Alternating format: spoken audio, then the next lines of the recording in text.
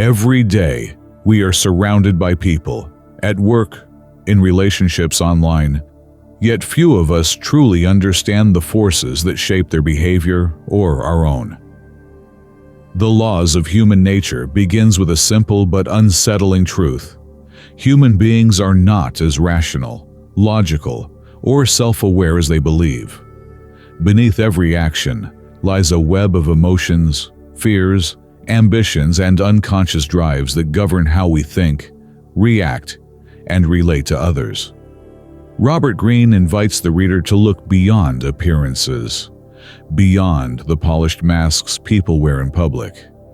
He argues that to navigate life successfully, whether in love, work, or power, one must learn to see people as they truly are, not as they pretend to be.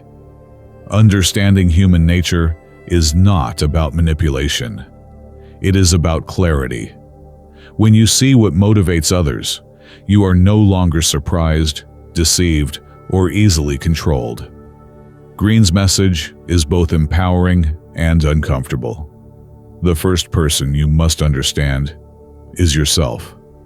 Before analyzing others, you must confront your own irrationality, envy, pride, and emotional blind spots.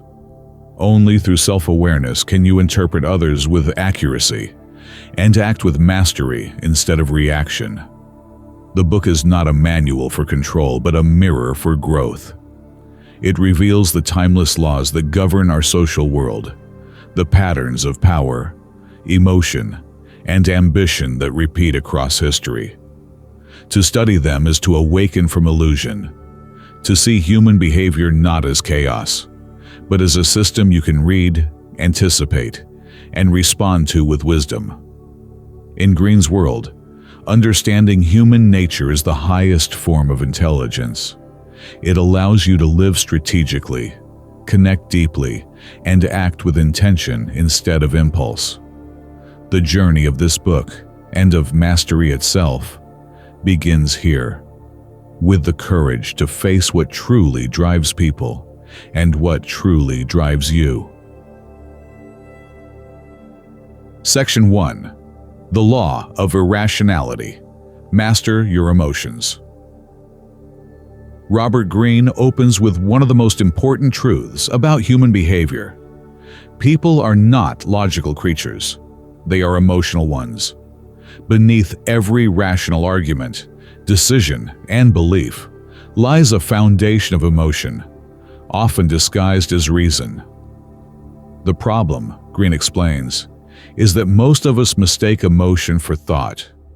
We believe we are acting logically, when in truth, we are being pulled by invisible emotional currents: fear, desire, insecurity, pride. The danger of this irrationality is that it blinds us to reality. When driven by emotion, we overreact to criticism, misjudge others' intentions, chase pleasure, or fall into destructive patterns, repeating the same mistakes because we never recognize the feelings behind them. Greene warns that the inability to control emotion is what makes people manipulable. Those who understand this law, who can step back, detach, and observe their emotions, gain an enormous advantage. Mastering emotion doesn't mean suppressing it. It means naming it, observing it, and transforming it into clarity. The Stoics called this apatheia, not numbness, but calm, rational control. Greene draws the same lesson. Your emotions are signals, not commands.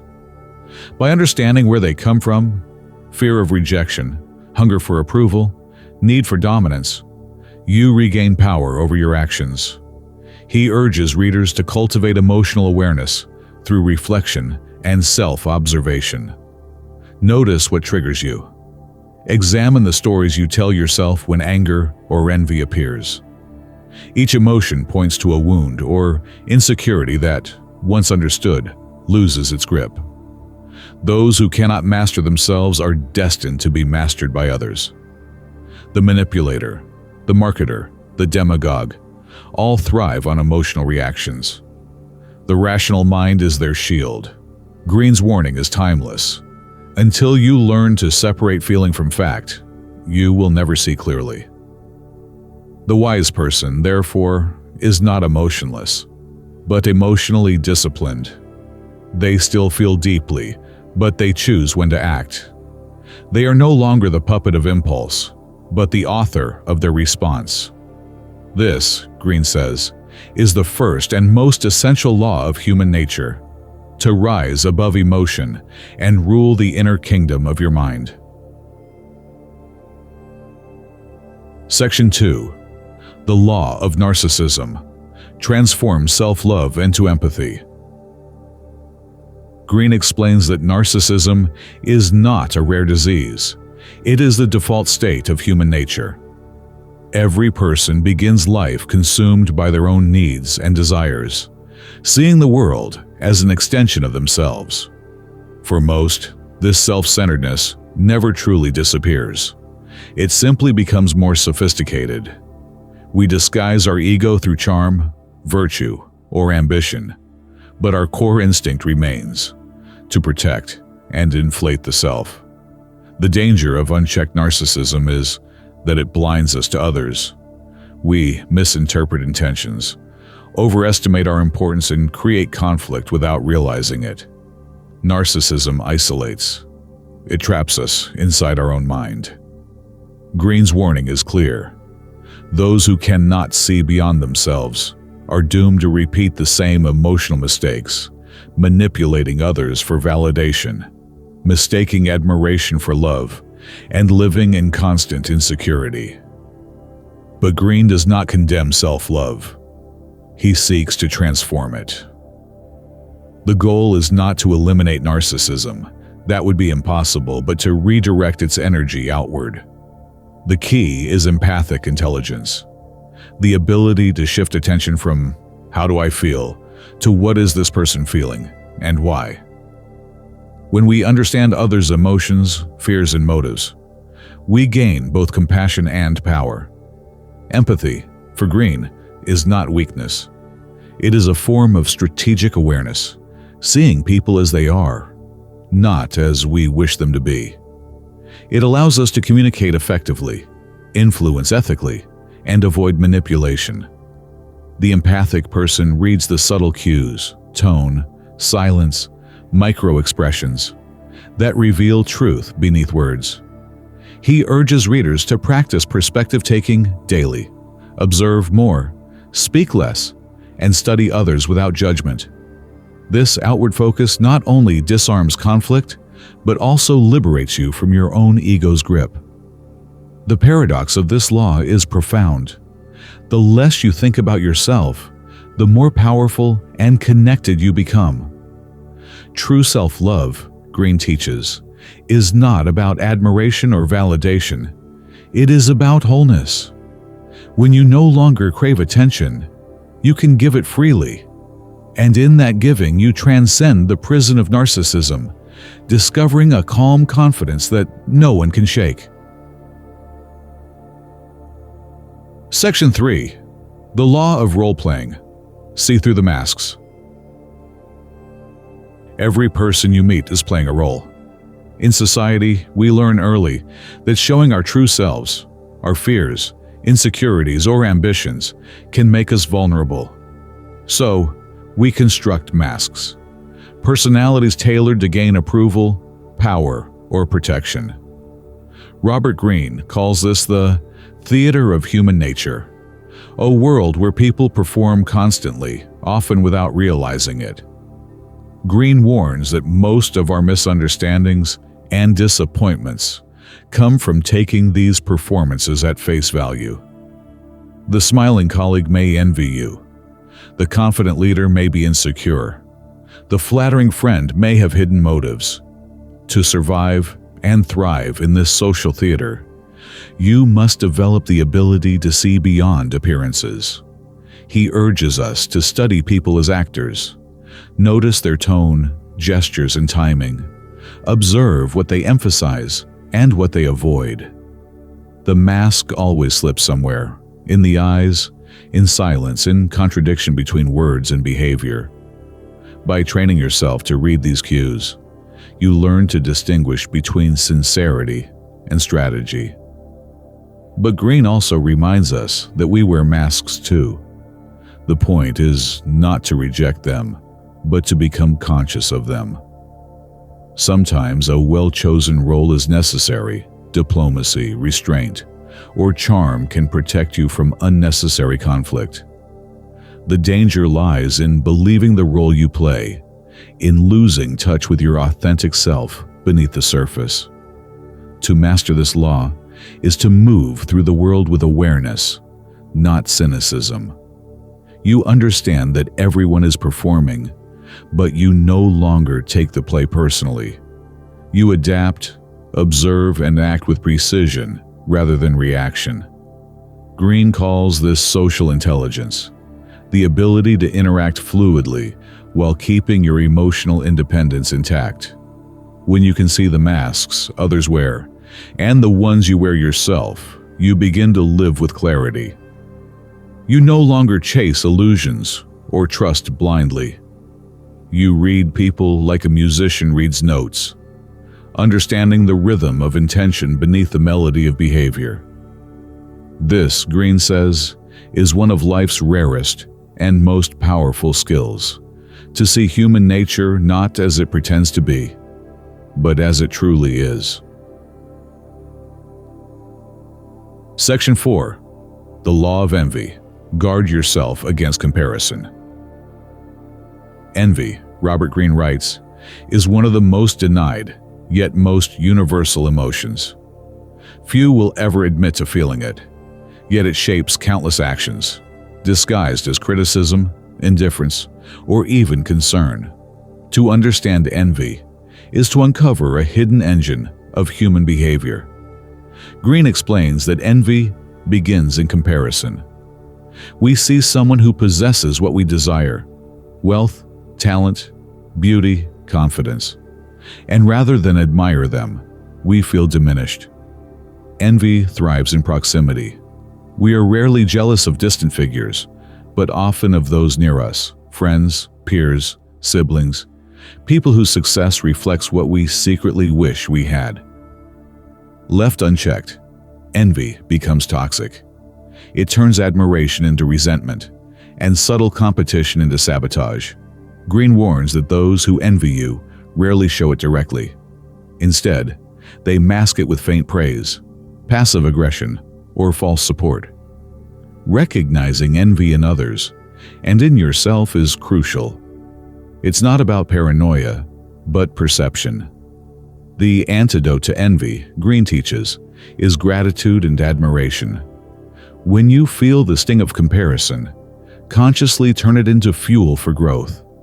Ask, what can I learn from this person? What quality in them can I cultivate in myself? Envy reveals what we most desire. If understood properly, it becomes a mirror for self-improvement. He also advises humility when dealing with others' envy.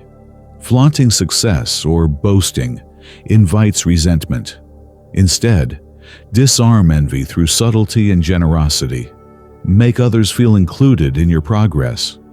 Share credit, offer praise, and let your achievements speak quietly. Above all, guard your peace from the endless cycle of comparison. The envious person lives enslaved to others' fortunes, never content, always measuring. Freedom lies in admiration, in appreciating excellence without feeling threatened by it. Greene's message is sharp and liberating. Envy is a teacher disguised as pain. When you transform it into respect, you elevate yourself. When you indulge it, you destroy your happiness. The wise, therefore, learn to master the emotion before it masters them, living not in competition, but in quiet confidence, guided by their own path. Section 5. The Law of Grandiosity. Know your limits. Success, Robert Greene warns, is a dangerous intoxicant. It can make even the most grounded person believe they are untouchable. The law of Grandiosity describes what happens when ambition loses its anchor, when the ego expands faster than self-awareness. It's the point where confidence turns into arrogance and vision into delusion. Grandiosity begins subtly.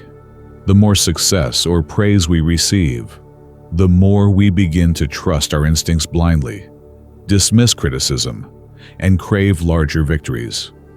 The mind starts to live in fantasy, convinced of destiny, genius, or superiority. History, Greene shows, is filled with brilliant minds destroyed not by failure, but by the illusion of being beyond failure. The danger lies in losing touch with reality. The grandiose person stops listening, surrounds themselves with flatterers, and confuses admiration with truth. Greene's antidote is humility, not false modesty, but the discipline to see oneself clearly, with strengths and weaknesses in balance. The wise person uses success as a mirror, not a drug. To guard against grandiosity, Greene advises embracing self-limitation. Recognize where your power ends. Respect the complexity of the world. See yourself as part of something greater, not the center of it. True mastery requires restraint, patience, and continual learning. He encourages readers to stay connected to their craft, to reality, and to the people who challenge them. The moment you stop learning, you begin decaying. The cure to inflated pride is constant creation, letting the work humble you, remind you that mastery has no finish line. Greene also points out that genuine confidence is quiet. It doesn't demand recognition or dominance. It grows from self-knowledge, not illusion. The grandiose mind seeks control over everything. The grounded mind seeks excellence within what can be controlled. In mastering this law, you trade delusion for discipline and illusion for truth. You stop chasing endless expansion and instead deepen your focus. As Greene writes, those who know their limits are the only ones who truly have no limits, because they build power on reality, not on fantasy. Section 6. The Law of Defense. Disarm with strategy, not emotion. Humans are instinctively defensive. The moment their beliefs, status, or self-image are challenged, they shut down or strike back, not because they are evil or stubborn, but because their ego feels threatened.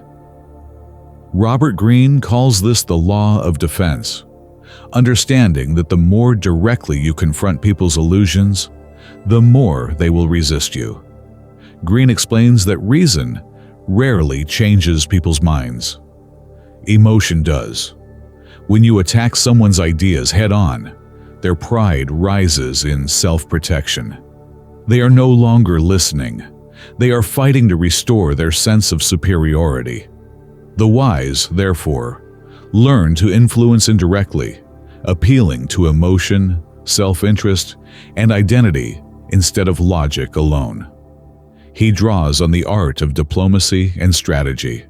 If you want someone to move, don't push, guide. Let them think the change was their idea. When you acknowledge their perspective first, they lower their defenses. When you validate their self-image, they become open to persuasion. This isn't manipulation. It's psychological intelligence, the art of speaking to the person beneath the argument. Greene also urges self-awareness. We too are defensive. We cling to our opinions and justifications out of fear of being wrong. The moment we feel attacked, our reasoning collapses and emotion takes the throne. By recognizing this pattern in ourselves, we can break it, responding with curiosity instead of reactivity. To master this law is to cultivate patience and detachment. Don't rush to prove a point. Observe the emotional currents beneath every disagreement. A calm mind can move others more effectively than a loud one. Ultimately, Greene reminds us that influence is not about domination, but connection. The goal is not to win arguments, but to open minds. When you stop battling people's defenses and start navigating them, you gain quiet power, the kind that persuades without resistance and leads without force. The lesson is timeless. Emotion is the armor of the ego. Understanding is the key that unlocks it. Section 7. The Law of Generational Myopia. Rise above the moment. Every generation believes it is unique, more enlightened, more evolved, more correct than those before it. Robert Greene calls this illusion generational myopia, the blindness that comes from being trapped in the values, trends, and moral codes of one's own time. The problem, he explains, is that most people don't realize how deeply they are shaped by the moment in which they live. They absorb the spirit of their age, its priorities, fears, and assumptions, without questioning them. Greene urges readers to think historically, to develop temporal awareness. The wise person doesn't just see life through the narrow lens of the present, but through the long arc of human nature.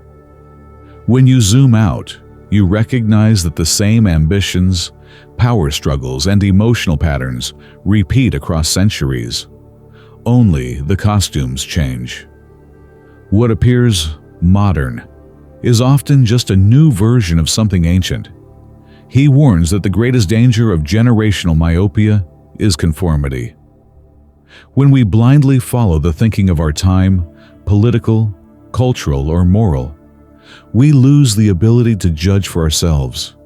We become products of fashion, not philosophy. Greene challenges us to resist the emotional waves of the present: outrage, tribalism, obsession with novelty. These are the signs of a mind imprisoned by its era. The antidote is perspective. Study history. Read widely. Learn from thinkers of different ages and civilizations. This broadens your mental landscape and frees you from the tyranny of the now. The Stoics, the Buddhists, the Renaissance scholars all saw life as cyclical, not linear. Their distance from modern noise gives you insight into timeless patterns of human behavior. To rise above your generation is to think beyond its slogans and surface morality, to align yourself with enduring principles rather than fleeting trends. Greene suggests you act not as a follower of your time, but as a student of all time. Those who achieve this see with depth. They understand that humanity's essence hasn't changed, only its expressions. By standing outside the current, you see the flow of the river clearly. That is the rarest kind of freedom, to live consciously, not culturally. Final reflection: the higher self. In his final chapters, Robert Greene reveals the ultimate goal behind mastering the laws of human nature: transcendence, the evolution from being driven by our lower impulses to acting from our higher self. He explains that within every person exists two forces: the lower self, ruled by fear, envy, pride, and desire, and the higher self, guided by reason, purpose, and empathy. Most people, unaware of these inner dynamics, remain slaves to their emotions and instincts, repeating the same mistakes in different forms. Greene challenges us to reverse this pattern, to step back from the automatic reactions of the lower self, and consciously shape who we become. This means observing your anger before it speaks, your envy before it acts, your pride before it blinds you. The higher self is not born through suppression, but through awareness. Once you can see your impulses clearly, you can redirect their energy into creativity, mastery, and contribution. He emphasizes that the great figures of history, artists, leaders, thinkers, were not free of darkness. They learned to integrate it. They transformed pain into insight, loneliness into focus, and ambition into purpose. Greene calls this sublimation, turning raw emotion into refined strength. It is through this process that we grow wise, compassionate, and powerful, not by denying our humanity, but by elevating it.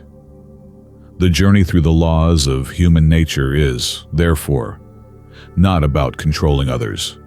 It is about understanding and mastering yourself. The more you comprehend human behavior, the more patient and less reactive you become.